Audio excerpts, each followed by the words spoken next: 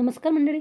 आज आपण महाशिवरात्री स्पेशल, कारण महाशिवरात्री जवळ येत आहे आणि अशा प्रकारची पौष्टिक, हेल्दी आणि टेस्टी खीर खाणं उपवासासाठी आणि महाशिवरात्रीला एक प्रसाद म्हणून आपण हे करू शकतो. तेव्हा उपवास स्पेशल झटपट होणारी ही स्वादिष्ट आणि पौष्टिक खीर कशी बनवायची ते आपण या व्हिडिओत बघणार आहोत. तसेच संपूर्ण व्हिडिओ यूट्यूब चॅनलवरती अपलोड केलेला आहे, तुम्ही बघू शकता.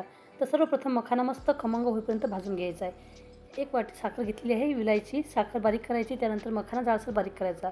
आणि खीरीसाठी आपण काजू, बदाम, मनुका, चारोळी, साजूक तूप, गुलाबाच्या पाकळ्या आणि केसरचे धागे हे घेतलेले आहे.